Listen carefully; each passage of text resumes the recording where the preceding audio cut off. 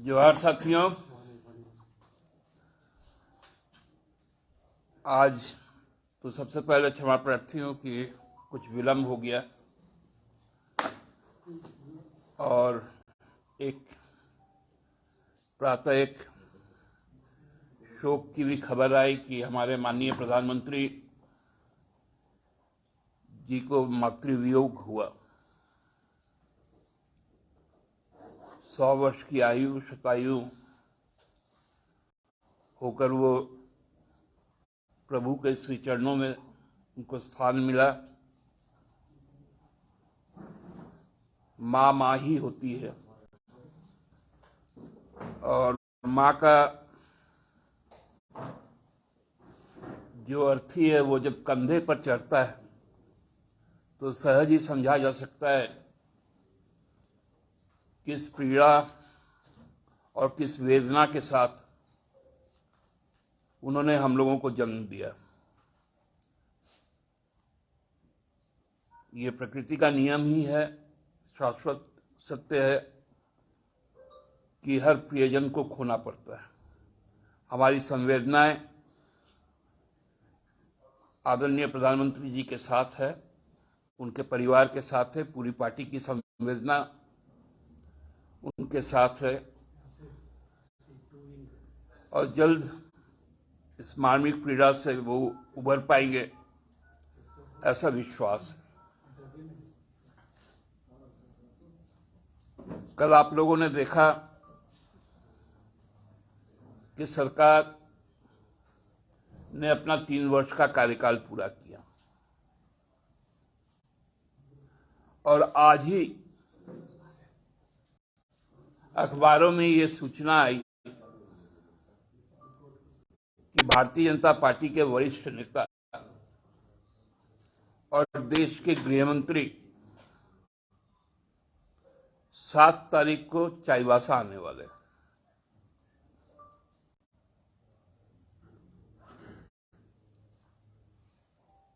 महज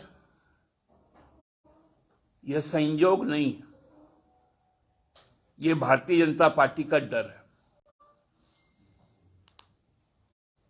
कि विगत 3 वर्षों में इस राज्य ने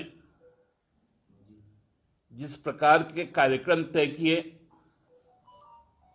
जिस प्रकार के रास्ते को चुनने का काम किया, वो भारतीय जनता पार्टी के लिए, क्योंकि विगत लोकसभा चुनाव में 14 में से 12 सीटें लोगों ने जीतने का काम किया और उसके बाद इस राज्य के प्रति भारतीय जनता पार्टी का जो सोच रहा है, जो कार्यक्रम किया गया है केंद्र सरकार द्वारा, उससे इस राज्य की जनता उद्वेलित है।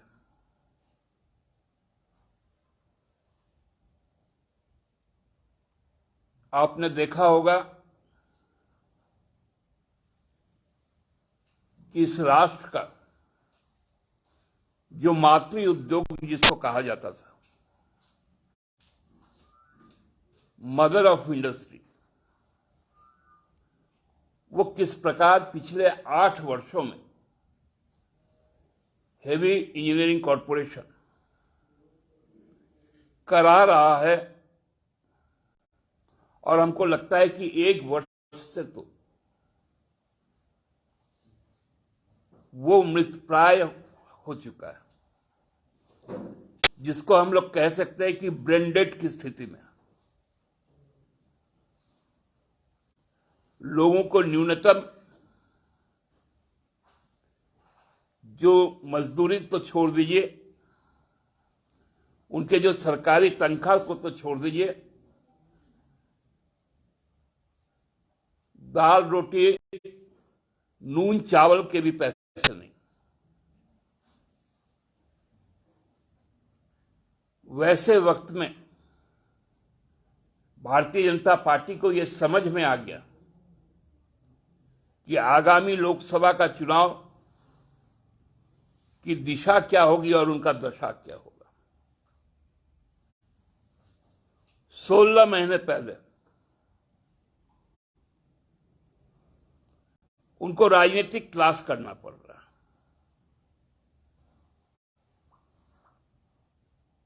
वो भी ऐसे संसदीय क्षेत्र में जहां उनका कोई भी जनप्रतिनिधि नहीं। उस पूरे प्रमंडल में, कोल्हान के प्रमंडल में भारतीय जनता पार्टी का एक भी जनप्रतिनिधि नहीं, चाहे वो पूर्वी सिंहभूम का हो, पश्चिम सिंहभूम हो या सरायकेला खरसावा हो।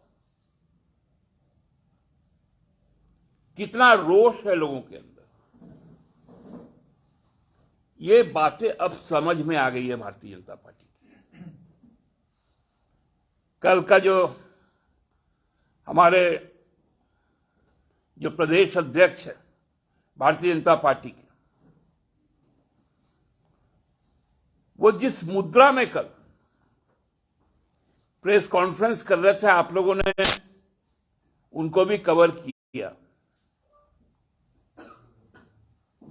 कितना बौखलाहट था, कितनी नाटकीयता थी, वो समझ से परे था।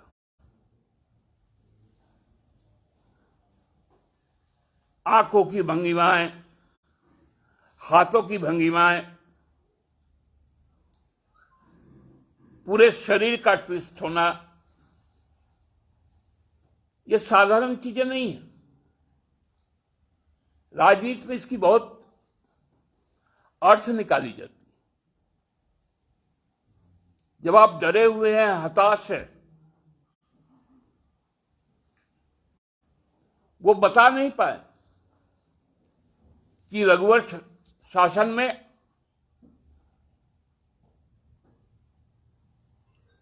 क्यों नहीं जेपीएससी से नियुक्ति की गई।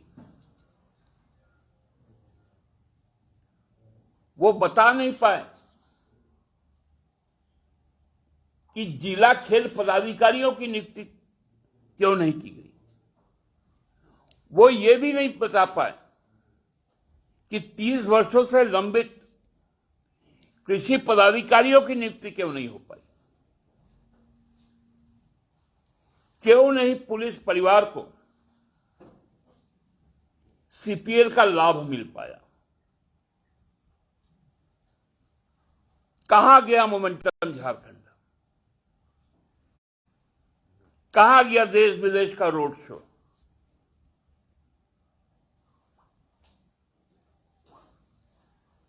तीन साल में हेमंत सोरेन की सरकार ने कोई भी रोड शो नहीं किया।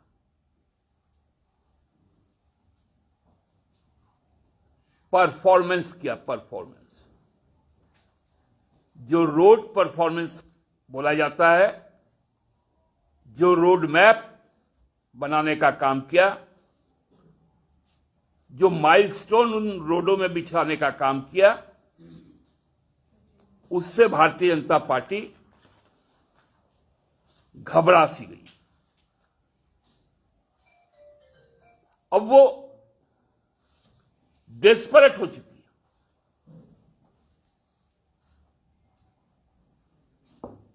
माननीय मुख्यमंत्री जी ने इस बात को कहा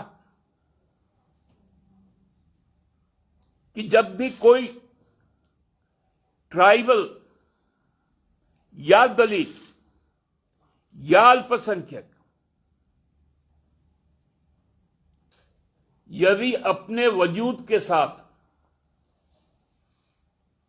राज करेगा तो उसको चुनौती देने वाले लोग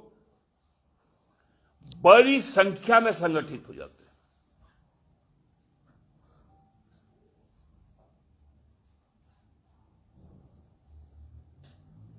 पूरे कोरोना के काल के बाद एक भ्रम की स्थिति यहां पर तैयार की गई ताकि विकास ना हो पाए, लोगों की जरूरतें पूरी ना हो पाए। उसमें राजभवन भी शामिल हुआ।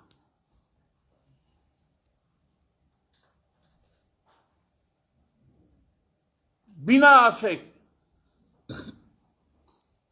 छत्तीसगढ़ में जाकर माननीय राज्यपाल महोदय ने कहा कि झारखंड में एटम बम फूट सकता है, इसकी मनाही नहीं है।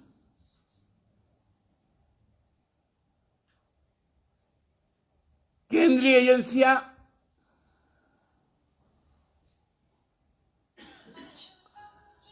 और कहीं किसी राज्य में उनके लिए अब कोई काम ही नहीं बचा।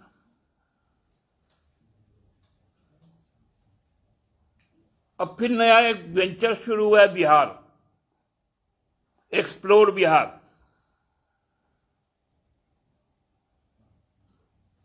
बंगाल चला, झारखंड चला,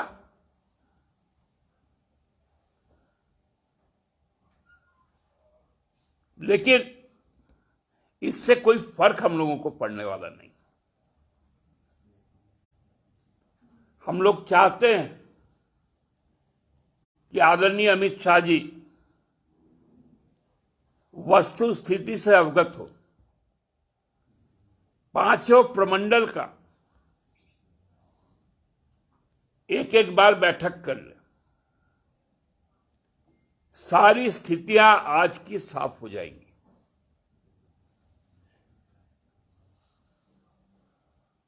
हम लोगों को मालूम है हकीकत क्या था खूंटी लोकसभा का, लोहरदगा लोकसभा का।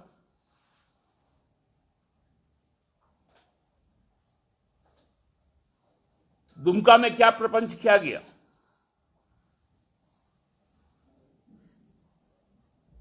ये सारी चीजें हम लोगों को मालूम है। और यही घबराहट उनके अंदर है।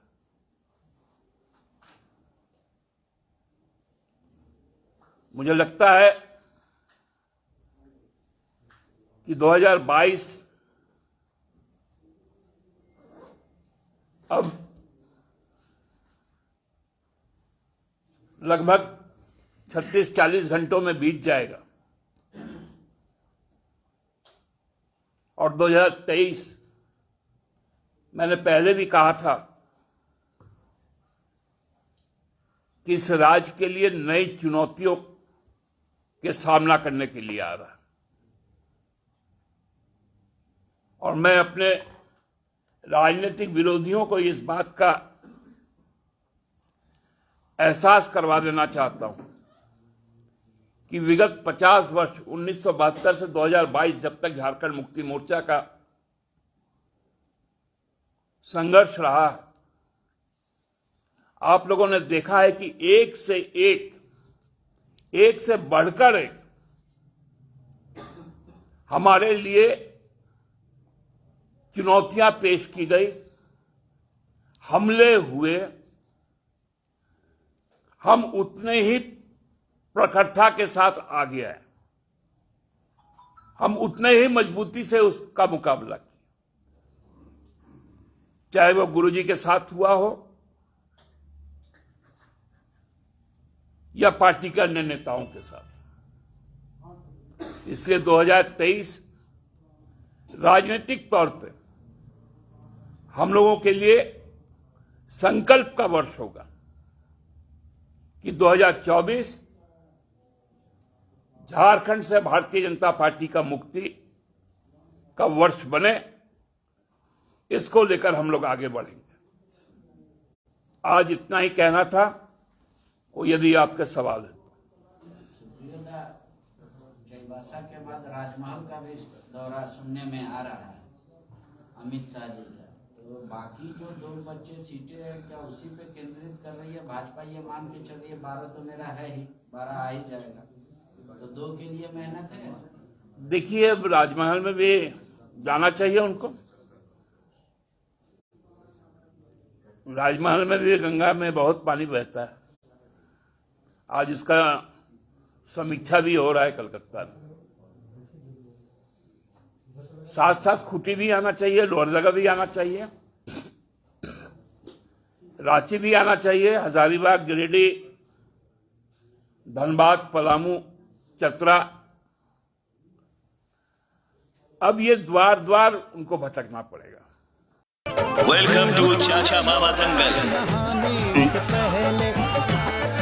हास्य अदाकार संजय मिश्रा से गुजारिश है कि वह अखाड़े में कूदे और फुलटूस को ट्रॉफी से नवाजे। लगता है समाधि ले ली। अरे बुला रहे हैं। अरे बोल रहे हैं कि बुला लो। टॉप टेक सीमेंट, जो जोड़े तो छोड़े नहीं, मजबूती ही हमारी पहचान। श्री बालाजी लेकर आए हैं बिहार झारखंड में सबसे कम दरों पर धार्मिक रेल यात्रा। श्री बालाजी धार्मिक यात्रा के अंतर्गत उचित दर पर करें 4 धाम यात्रा के साथ ज्योतिर्लिंग यात्रा, वैष्णो देवी यात्रा, रामेश्वरम धाम यात्रा और नेपाल विदेश यात्रा। राजस्थान यात्रा के माध्यम से खाटू श्याम बाबा के दरबार में दर्शन सहित संपर्क करें Samriddhi complex, Harmu road, Kishoreganj Chowk, Ranchi. Phone number 9122760999।